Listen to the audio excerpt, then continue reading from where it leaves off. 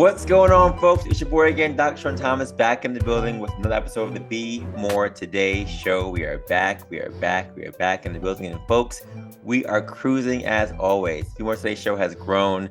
We are now heard in 67 countries, over 30,000 downloads. It's all thanks to your love and support and for your drive to be more today with me. So I appreciate you, as you already know. Be More Today is a movement. We're everywhere on Strava.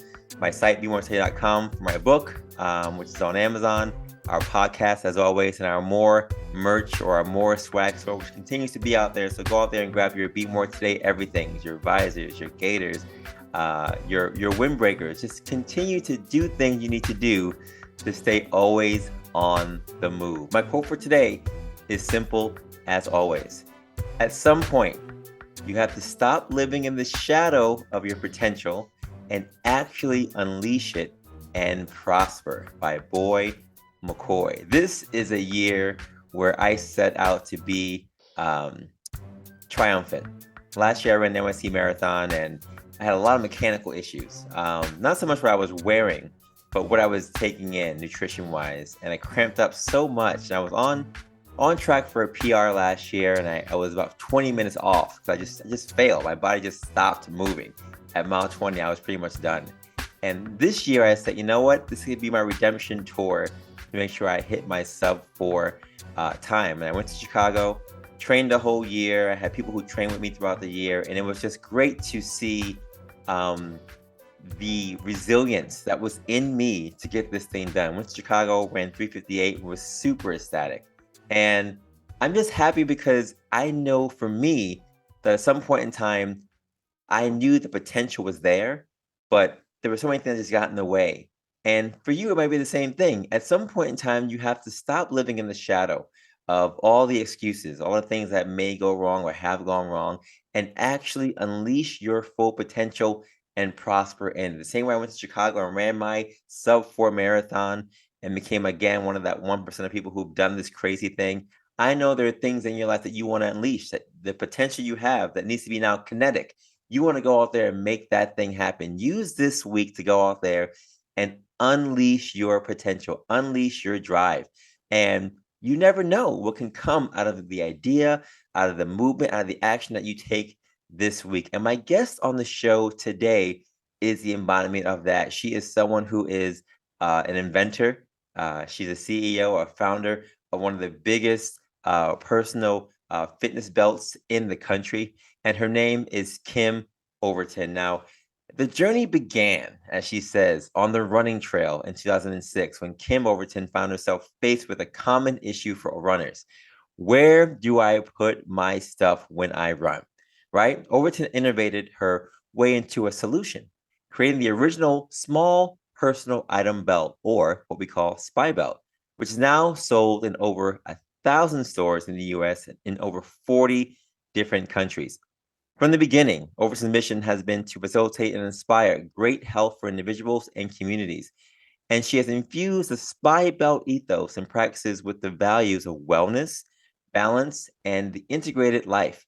Overton is so passionate about walking the talk that she recently closed her office for a week to give her employees a mental and physical summer break. The team took the time to relax, rejuvenate, and spend time with loved ones, which Overton believes is essential to doing great work. A company that promotes wellness to the world must also promote wellness within. And that is what Overton has done. Through her leadership, SPIbelt continues to thrive as a company and as a community which embraces all who love to move and live well. Ladies and gentlemen, boys and girls, pets included, please welcome to the stage my guest for this week's episode of the Be More Today show, founder, CEO, and innovator, Kim Overton. Kim, what is going on? What an intro. I feel like I'm walking onto a stage with a big old crowd and spotlights. Thank you for that. It's great to be here. No problem. I appreciate you making the time. I know we're in different time zones. Let the people know right now, where are you right now? Austin, Texas. Austin, Texas. Hometown, yes. So that's one place I've never been to Texas, ever. What? I've never been to Texas. Yeah, So I gotta How go. can you miss it? I gotta go. I know one of the biggest places in the world, right? I gotta go. But Waiting it's for on you. my Come list. down. It's definitely on my list. I'll try to go out there and maybe even do a run with you at some point in time. That'd be great. Oh, come on down for that. Yes, let's do it. That'd be great. Listen, I have so many questions for you. I'm just grateful for all you've done with us. We actually collaborated with my running group, a Spartan Sundays Running Club, which is based in Brooklyn. And you and your team were gracious enough to give us so many of your amazing belts that we use for our runners and for our events. And it's really been inspiring to see how many people have gone from not being runners at all to being able to run and then finding out ways to improve the efficiency of their experience by using your technology and using your product. And we had an event for a Be More Today thing in earlier this year, and we had a number of people there who just loved getting the gifts that you sent us. Oh, And I that's gotta just say thank you because August was a great month for us to do that. And the people who received your gifts were just so ecstatic, not just to receive the gift, but to actually recognize that this is a functional thing that I can really use and can wow. change my fitness life. So I appreciate you and your team for that. And on behalf of Spartan Sunday Running Club and Ishmael Torres, who's my other guy who works with me, thank you for your You're welcome. donations to us. We really appreciate it. You're welcome. We really appreciate it. So listen, I did some research on you because I always do it for my guests on the show, and I recognize that you and I have one thing in common. We both, well, you a little more than me, clearly, because you were actually on there, but we both danced on one of the best shows ever on TV, The Grind on MTV. Can you talk to me about your experience being a MTV grind dancer? Oh man, that was so much fun. I tell you what, I moved to New York City when I was 21, and I moved there to be a dancer, singer, songwriter, dancer, just to be a superstar. 21 stars in my eyes, and nothing could get in my way. I got there within 2 weeks. I heard on the radio MTV Grind is looking for dancers. They're scouting dancers at, I think it was the Palladium, 14th Street. Come on down. And I did. And I made sure they saw me and I was picked. And I was on the grind for a year and a half. But I went there with that mission to be on MTV. And it was so much fun. We recorded 8 shows in a day. I believe they paid us $40 for the entire day and bowls of candy, but we didn't care. We were on MTV and it was so fun. And musical guests would come about every other show. That was when CNC Music Factory was big. And oh man, it was really a dream. I was living the dream at 21. It was so much fun. That is awesome. I was not a professional dancer on the grind. I did professionally after college in Brooklyn, but at that time when I was on the grind, we were actually on spring break. We were part of the Jamaica Cancun crew in '99 that was on the grind, and we were in Jamaica. And I just remember us being in Sunspot, either in the grill or wherever we were, and they recorded us for like 8 hours dancing to the same song. And I remember it was Cher's song, "Do You Believe in Love?" or "After Love," and we just danced to that song literally on repeat. So when I hear the song now, I'm like, "Oh my gosh, please this song, no more, please." But I'm sure for you, it was just like you said, exciting, invigorating, being on that platform. And at that time, The Grind was one of the bigger shows on TV. I mean, MTV was at its prime at that time, and The Grind was a fun show to be on with so many guests. I'm sure you met amazing guests at that time who just like changed your life at the time. So it's Oh fun. yeah, it was so much fun, and they let me do a shout out. So when I came home to Austin, after doing the shout out to Austin, I was like a local celebrity. People who I kind of knew were like, "Kim, I saw you on MTV." It was really cool. Yeah. Yeah, it was so much fun. Yeah, I'm sure that's amazing for you. And I'm a fan of The Grind. I'm glad we had that experience. And Me too. I'm always curious as people who are so into movement. I know I'm one who does dance and running and Spartan races, and whatever else. But for you, it seems like this running thing and movement in general has just been a part of you, right? From the dancing to the running and whatever else. So when I read your bio talking about these trail runs you were doing, um, I'm curious what sparked the passion. People do all kinds of things, right? You run, you dance, whatever else, and you find ways just to do whatever you're doing. But for you, in '06, you said you were running and you just found this need to fulfill this need. What sparked the passion for this even to happen? Because a lot of people just say, you know what, I'll just do whatever. But you actually went out there, fulfilled this need, and then took it to the next level. So, what sparked this need for you to feel this question of where do I put all my stuff? I was a personal trainer at the time, and running for me or just getting out was a way to clear my mind. Moving meditation, it's I really love it because I'm in my own space. It's my body, 100%. Like I'm moving my gym, so I'm moving. So I was also at the time launching a fitness video, so I was trying to come up with a creative way to market my videos. So I'm running, my keys are tucked into my bra top, and that was the time for me to just think. I remember it was September, it was really hot, not a lot of people were on the trail. I didn't care. I was just out there, getting some fresh air and clearing my mind to come up with these marketing ideas for the video. And boom, like a lightning bolt, I kept fidgeting with this key. I was like, I just need a simple place to carry my phone and my key that's not bulky, because the stuff I saw in the market, like giant, things around your waist that were just too much for what I needed. I needed something simple and small and didn't bounce, didn't interfere with my run, allowed me to just keep my brain focusing on whatever it was I was thinking about, not my keys, not my phone. And so after my run, I went home and I made the first prototype. And I wore that crazy looking hand sewn prototype to the gym. And my clients were like, Kim, what is that? I was like, oh, it's this thing I made because my keys were really annoying me. And I started to improve the prototype. And then one at a time, they're like, how much are they? I want some for Christmas for Mm, gifts. And of mm. course, I'm like, okay, hang on, let's see. Okay. And wow, I think maybe I can make more money to cover my overhead doing these things and selling them than I can as a personal trainer. And that's when it all started. That fall, 2006. I have 1,000 questions. First of all, so you made your own prototype, Of right? course. That's So right. Yes. I mean, I'm a physical therapist, you're a personal trainer. Do you have any experience in terms of creating things in terms of I don't know, like I don't know if I could ever just say, "Oh, I'm gonna go home and make something for this." Like, how do you even know what to make or how to put things together? Like, where'd that concept come from for you to say, "You know what? Let me just do this to make this." That is the golden idea that, shouldn't be so golden. It's so simple. I wanted to make it for me. So I didn't care what it looked like. I wasn't thinking sales, international distribution, I wasn't thinking anything future. Okay. I had a problem, and so I just made something that worked for me. So I wasn't thinking, how does this look? What materials am I using? What are people going to think? I just wanted my keys to not be in my shirt, in my bra. Yeah. Wanted it to be around my waist. So I can sew a little bit. I can sew a button on clothes. I can sew a hem. So I hand stitched it. Just threaded a needle. I actually went to the sewing store and I got the stuff. And it looks crazy. I have the prototype around here somewhere. Of course I do. It's like in a little container.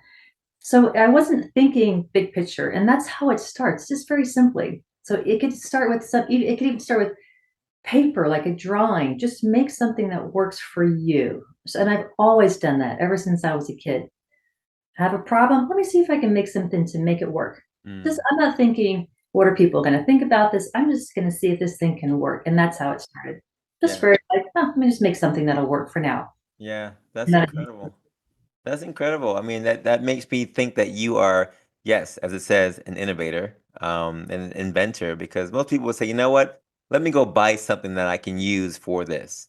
But you just went out there and just say, you know what? Let me create what's best for me. And out of that came this mega company, right? Now that is called SPIbelt, well, it small didn't personal exist. item belts. That's Yeah. right. So It didn't that's exist. So absolutely I had to make incredible. it. I couldn't go buy it. I was like, what I've seen on the market is too big for what I need. Not Mm, only that, but they're all black. There's nothing that's cute and colorful. I gotta make something that I don't see. So that's where it was. I think, I don't know.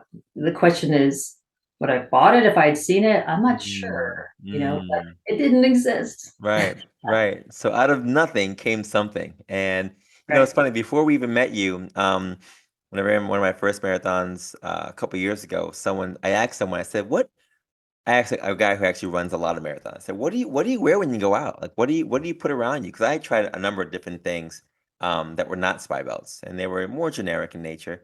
And the name that he gave me was spy belt.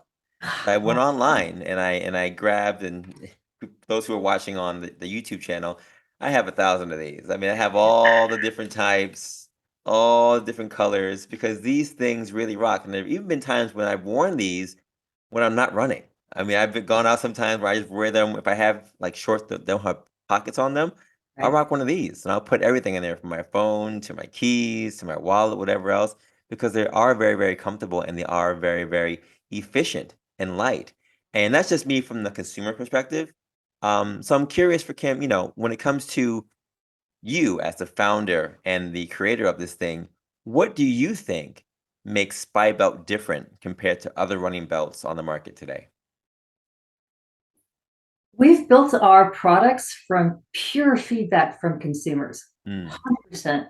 So when I came out with this, I was at the Austin Marathon 2007. Paul Carrizza of Runtex gave me a spot at the booth. Here you go, Kim. Good luck. I sold 150. I worked the finish line. And the folks who bought it, my very first customers came by. I was like, what do you think? They're like, it's amazing. I want more. So that's when I quit my day job the next day. And so I attended every race that I could. And I'd stand there and say, what can we do to improve this? How do you want to make it better? What do you want to see me do here? And so we just listen. And the fact that we make it right here in Austin, Texas, we can run to the back. Phones were getting bigger. Okay, we'll make it a little bit bigger. At first, we had two sizes: small, medium, large. The stores are like, Kim, it's too much inventory. All right, you got it. We're going to make one size. So not only can we pivot on a dime when needed, when the customers have enough feedback about a particular feature, we can pivot. We also have fun colors. The product is very sleek and slender. Like you said, you can wear it anytime. You can't wear a big utility belt out like every day if it's like a day-to-day use. So it's super versatile. When it's empty, it collapses. It's tiny. So there's just all these features about it that completely differentiate it. And I'm the brand. We're the brand. I say I am my team. Right here in Austin, you can pick up the phone and call us. We're people behind the product. Like I said, we make the product based on feedback. There aren't a lot of companies where you can pick up the phone and call the team and say, hey, here's what I think about the product. A couple of weeks later, you see your suggestion in the mm, product. mm. We love that. We listen. It's not about me. It's not about the product on the shelf. It's about the consumer's experience, 100%. And that's how the type 1 diabetes community came about. Moms would email and call and say, Kim, this product's great for an insulin pump. It's like, holy smokes, that's amazing. So we have this whole other vertical specifically for type 1 diabetes because of consumer feedback. Wow. Amazing. Yeah, that's incredible. I mean, who would have thought, right? A trail run in '06 could lead to this. That's just And life of its own. yeah, life of its own. And then the great thing about that is that you made it for you for running. That's And right. now you're talking about other people who have found other uses for it for whatever it needs to be for them. And I think that's the goal for most companies, what it should be. You finding one thing that is a solution for one thing, but then recognizing that that can be a solution for so many other things just by the sheer basis of it. And that's when a product is really, really good, when you know it can be as versatile as that. So I salute you, Kim. I mean, I think that's fantastic and it's Thank great. you, And John. and Thank it's you. helping so many people just to, like you said, live better and live better lives, and to move better. And, I was doing some more research on you, and I recognize that there's a great legacy when it comes to you and your family, right? I recognize that I believe it's your grandfather who was someone who was a pillar in his community. Can you talk to listeners a little bit about your grandfather, your family, your legacy? And I know you were featured recently in Forbes magazine along with some others who were um, various Black leaders and entrepreneurs. What's your family history like, and does it make you feel, um, how does it make you feel, I guess, to be one of the Black and brown leaders in the fitness industry today? Proud of my father or my grandfather and his legacy, but obviously don't think in terms of color, right? In that way, and like, how do I feel as a Black woman? It's like I'm so darn busy being a mom and trying to be a leader, and if there's an obstacle to move that out of the way. But going back to my granddad, he was he was a civil rights leader here in Austin. He was a president of the NAACP for 25 years. He made so many changes to the city to improve it, and he helped to desegregate schools, and he just wanted to help minorities. He wanted to give everyone an equal opportunity for better education, jobs, whatever it was, all minorities. And he stood up for everybody who needed a chance. And I think about that. This was mostly in the 60s. I was born in the 70s, so I didn't get to see his work, but I've seen the results of it. People I've met are like, Kim, I remember your granddad, and I hear stories of what he did. He was such a loved man. He did so much work here. We recently renamed a park downtown in June after my granddad because of his legacy. There's a school named after him, and they're so proud of what he did. Education first for everybody, equal opportunity to good education. And to meals, too. He created access to, I think it was free meals back in the day for everybody. And he just did so much work. He spent his lifetime fighting for equal rights for all. So in that, I just kind of grew up like, we all have equal access to everything. We all have the right to pursue what we want to pursue, and don't let anybody tell you otherwise. So it is nice to be recognized as a Black leader, brown leader, person of color, whatever it is. It's like, oh yeah, there's we've had a long road, and my granddad here in Austin paved the way for a lot of us, which is really amazing. When I first started the company, I was living at his house with my grandmother and my granddad. Unfortunately, he passed a year before he saw it take off, before it took off. Um, but he was buried in the state cemetery. So he's the second Black person to be buried in the state cemetery. So just driving down 7th Street, see Granddad's grave, see his name right there, and constantly reminded of what he did, his work, and just driving by the park down the street from my house, constantly reminded. So Granddad definitely paved the way and just put in my head, you have as equal of a right and opportunity for success and whatever you want in life, Kim, as anybody else does. And don't let anybody tell you any other way. So that's always been my mindset. Mm, that's powerful. I salute all of that, and I feel like the legacy is definitely there. We talk a lot about legacy and wanting to do more and be more for each other, but also for our families. And your grandfather definitely led the way, right? And gave you the inspiration and others clearly just to go out there and recognize that they can do anything they want to do. And that clearly is a part of you and will be a part of you and your company clearly for years to come. So, I think that's amazing. And that's really what I strive for as well. As a physical therapist, clearly, but also as a business owner and be more today. My whole premise for doing this has really just been to inspire and encourage and enlighten others to go out there and also just be great. And I think like-minded people like-minded people. So I knew that when we first met on our first call that you were someone who was not just goal-driven and innovative, but also just someone who likes and loves to see people strive and do well. Oh, And I yeah. think that's really what, at least for me, what I get when I see SPIbelt. It's something that I recognize that whether you're a marathon runner like me or someone who's just trying to go out there and be more fit, throughout the week, this is something that everyone can really use and something that everyone can really benefit from. And I'm curious now, as an athlete, as you and I are, and as others are as well, I always feel like we have a better sense of what we need. It's the same way you went out there and you found that I put my key somewhere. I'm going to make this thing to make me feel better. And the consumer always knows what the consumer wants because they're in that. I like the fact that you said that anyone can call your company or your brand and just talk to you because you are the brand, but they can talk to you directly and say, you know what, Kim, I like this or I don't like that. A lot of companies don't do those kind of things, right? You get an automatic response from a computer or a voicemail, and you never really get the chance to interact with anybody on that one-on-one level. So I'm curious for you, what other experiences or tips, or even life rules do you follow that have helped you to build this brand? Besides the patient or the customer interaction, which is great, what other things would you be able to share with future entrepreneurs or people who are trying to be like you in this environment that would help them to succeed to help build their brand? It's about the team, just surrounding yourself with team members who believe in the product, who want to work with you, right? It's so easy to fill a seat with someone who wants a job, but that's not the person you want. You want to surround yourself with really brilliant, smart people who aren't afraid to give you their feedback. Because you can fill all these seats in your company, and everyone is a soldier. They just do what they're told, and they might see something's breaking over there, but they're not going to say anything because that's not in their department. You don't want that person on your team. You want people who aren't afraid to speak up, who are as passionate. Well, you don't. No one's ever as passionate as the owner, right? Like I work 24/7, and I don't mind it. I don't expect anyone to do that. We don't work weekends. I don't have anyone work after 5. But you want to have team members who really like being there. They like what they're doing and they're good at it.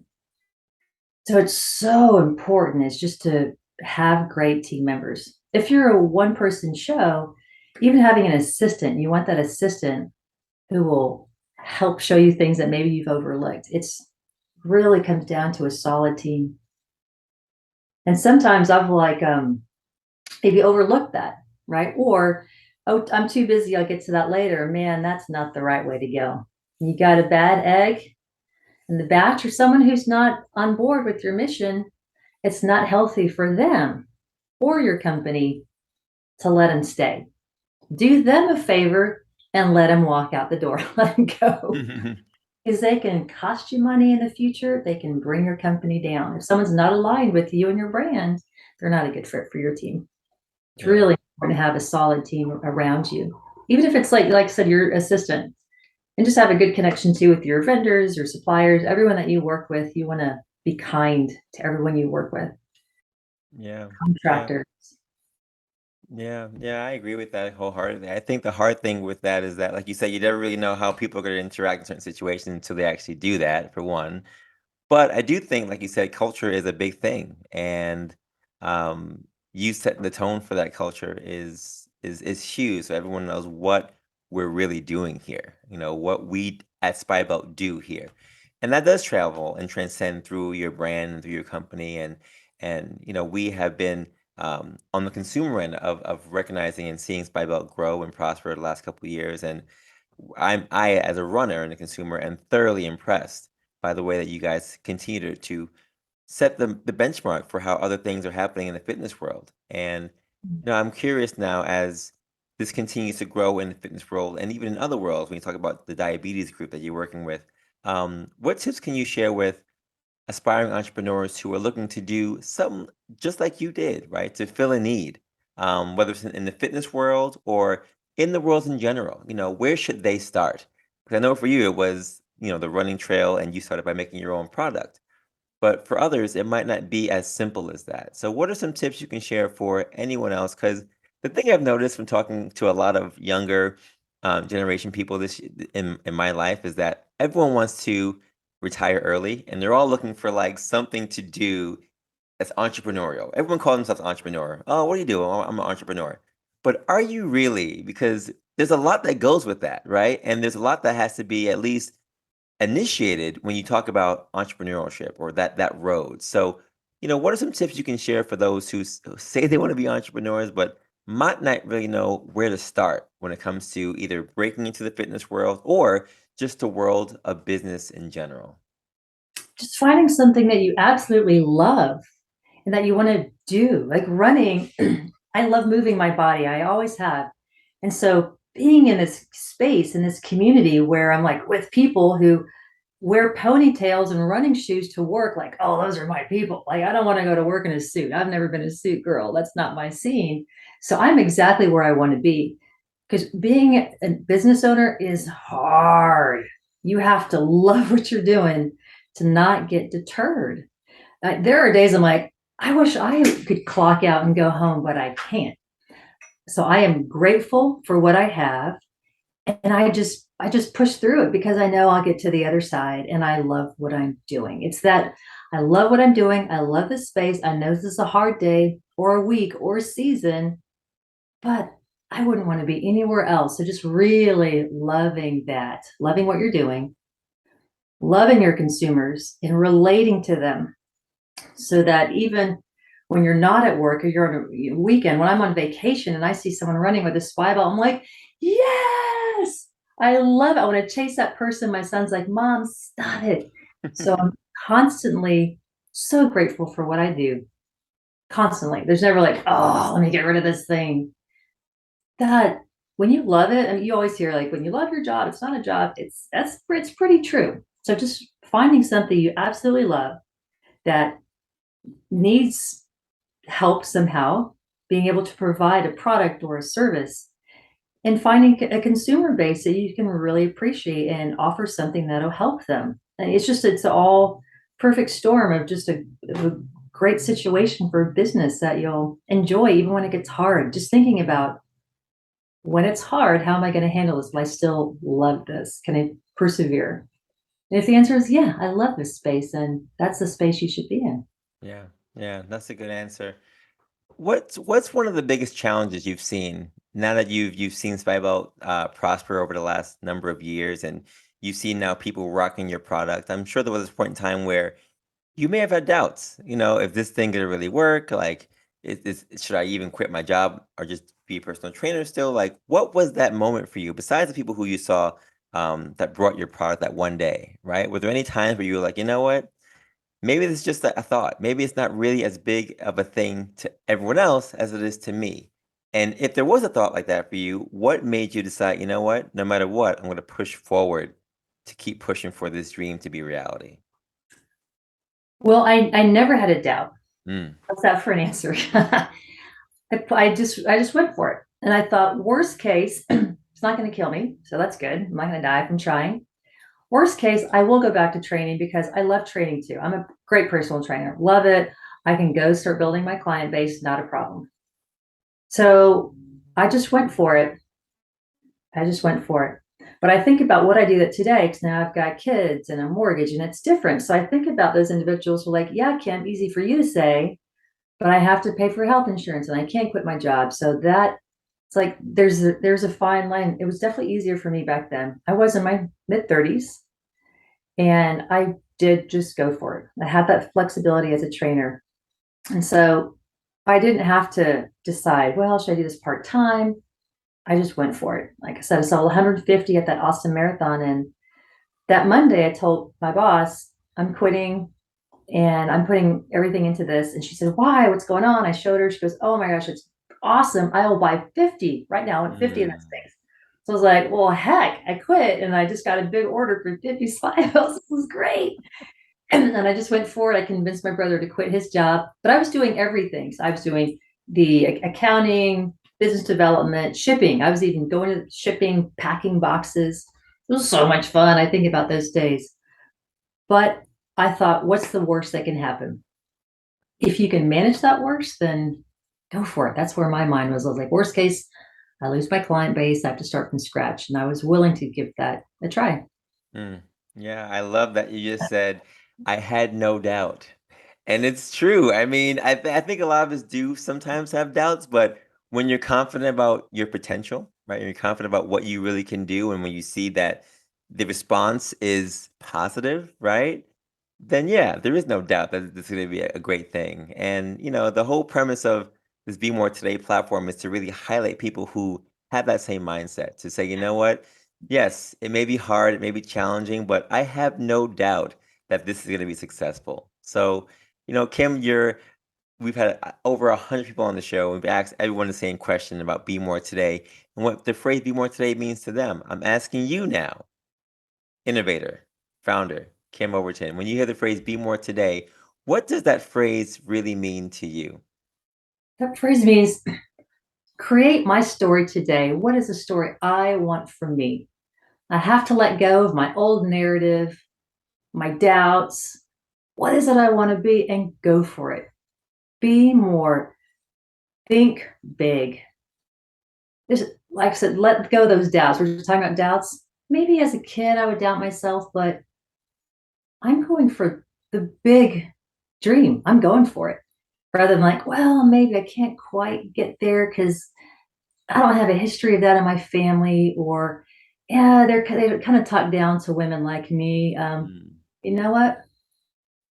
No way. I'm going for that. I'm dreaming big, thinking big, and getting rid of that old narrative. I'm just going to be more and get to that spot. That keeps me going. Mm, that's big talk right there. Even big, no Yeah, doubt. that's big talk. Do you ever feel, I mean, I know there are a number of CEOs for a number of companies, and of course they're all men and women. Do you ever feel um, any pushback or biases to you as a female CEO? And I'm not saying just because you're female, but you're also living in Texas. You know, it's a very different place as opposed to living in New York, right? It's where I'm from right now. So, Yes. do you ever feel any pushback or bias, or not even conflicts, but just like people questioning maybe, how you do, what you do, why you do, or even, your intent and even your success over the years that you've been doing the spy belt thing? Heck yeah. I wish I had said no, but I sure do. It almost makes me teary eyed. There is, I'm 5'3" brown girl, right? So, and I like t-shirts, and like I said, I don't really feel like I look good in corporate attire, so I tend to not wear it. So if I walk into a room, I'm like trying to do business, you got a room full of people who look opposite of me. They will. I do feel that vibe, kind of talking down, like, what are you doing here? Oh, maybe it was a fluke that you made it this far. Like, no. So you know what I do? I find someone else who gets me and who embraces me. I want to do business with someone who wants to do business with me. And there are so many opportunities. So that's something I've had to push through for sure. But I've been around enough, and I'm a part of entrepreneur groups, which are just amazing because it's peers. There's no like, what do you do? How long have you been in business? It's more like, oh, you're part of this organization. Woohoo, high five. We're comrades. Let's hang out and have a drink. There's no having to tell the story and justify what I've done. So within that organization, people know me, which is good. Like, oh, Kim, yeah, she does her thing. And there is a movement now where to be a business owner, you don't have to look so corporate, and which is really cool. Austin's pretty cool for that. I love the millionaire flip flops. You got billionaires in flip flops. Those are my kind of people. Yeah. I gravitate towards people who are just chill and don't carry this certain, just air about them. Like they're just approachable and they want to help. Those are the people I try to gravitate towards, and those who are a little bit pretentious or just kind of, I can tell, aren't as receptive, I just look for someone else. So Mm. yes, unfortunately, there was a lot of that still. Yeah. I love your resilience. I think as we have a number of female listeners on this show. I believe our listeners on the show are more females than male, by about 70-30. So, I love having female guests on the show who are powerful and are CEOs and are doing their thing, because I think it inspires other females who are on here who may be in situations where they doubt their potential. They doubt that they can go out there and do the things that others are doing. And I've even heard from people who've listened to the show that when they hear people like you and others on the show who are doing great things and overcoming trials and oversetting boundaries, they say, you know what? I can do it too. And it just gives them that extra Yeah, push, extra reminder that, no matter what's going on, we can go out there and get this thing done. So I 100%. appreciate you sharing your story. That's big. And I'm hoping to all the listeners who are on there, including my daughter, even one day I have a 7-year-old daughter, and her confidence is getting a little bigger now, but sometimes she gets a little afraid just to go out there and do simple things. And, as someone who grew up as one of 5 boys in New York, yeah, it's very different raising a 7-year-old brown girl in New York City, Um, because there are just certain things that I didn't have to think about that I'm now seeing I have to just be a little more cognizant with her about, and just in terms of confidence and just being out there and really standing up for herself in ways that, you know, sometimes boys don't have to do because they're just boys. So it's a little different. But I appreciate that. And I hope that she too will have the confidence and the drive and will that you have exhibited here and in Texas and around the world. So um, kudos to you, Kim Overton, for all you've done. Listen, what's next for Kim and the future of SPIbelt? You've done so many things so far, but what's next on the docket for this big time company? oh my gosh, we're going to expand our line so much, it's going to blow your mind. And I've got I've got some surprises I can't share now, I want to tell you, but you check us out at the beginning of the year. Where is my power? So yeah, we're going to expand our line, just continued growth. There's so many people who still don't know about us. I don't know how that is, but they don't know about us. Where's my cable? Yes, we're going to just continue to grow. Just continue to grow. Awesome. Awesome. Plug Yeah, well, my- I know about SPIbelt. We will continue to post and broadcast SPIbelt everywhere. I do think it's one of the best, if not the best running belt that you have out there. And I've used it for all my races this year, from Chicago to we ran in Puerto Rico actually earlier this year, and that by itself was fantastic, just being able to have that thing. It is super comfortable and easy to carry around. So if you don't know about SPIbelt, folks, go out there and try it out. You will not be disappointed. So, and If there you it are, is. let me know why, and I'll fix it. But you won't be disappointed. No, not at all. Kim, thank you so much for being on the show. Where can people follow you or the SPIbelt company or brand on social media or otherwise? The company's at SPIbelt, yeah, SPIbelt, SPIbelt, Instagram, Facebook, TikTok. And then me personally, I'd love for followers too, just to reach out, just to introduce yourself at Kim J. Overton. So it's at Kim J. Overton. Instagram, Awesome. TikTok. I don't Awesome. really do Twitter. No, that's okay. That's great. That's great. Final question, Kim. Are you still dancing and are you still personal training at all? I personal train myself. That's about it. And I dance every minute I can in the house. But yeah, 51, I don't really go out that much. There's not a lot to do as far as the music that I like in Austin. Unfortunately, I like house music. There's not a lot of that here. I love house music. I love house music. Old Yeah, school New York house is my favorite. that's right. Well, if you ever come to New York, then we'll have to go house dance, whatever, in Yeah. New York and rock out because house dance is the best, if not one of the best genres to rock out to. So Yes, I dance right now in my house, Spotify, house music with my kids. awesome, awesome. Kim, thank you so much for being on the show. You made this one for the books. I really appreciate you, and I will continue to rock my SPIbelts wherever I go. I swear by them. They've made my life so much easier, and they've changed the lives of so many other people. So great job for all you've done, and looking forward to the new line of products coming in for the future. 2023. 2023. Folks, and if you heard nothing else from this show, just recognize that your potential is real. I mean, Kim said it so poignantly. Certain things just happen. And when you fill or fulfill a need, there's no doubt, especially when you know it's a good thing and that there's potential for it to be great. There's no doubt that's going to succeed. So go out there, do not be timid. Recognize that your potential can be unleashed. And remember the quote from Boy McCoy, at some point, you have to stop living in the shadow of your potential and actually unleash it and prosper. Kim has done all those things and then some. So we appreciate her and her story. And as you already heard, follow her on all the socials, SPIbelt.com, on Facebook, Instagram, Twitter, and just go out there and just continue to be a part of the movement so that you too can love to move and live well. Folks, as I always say, you know that my book is on BMT.com.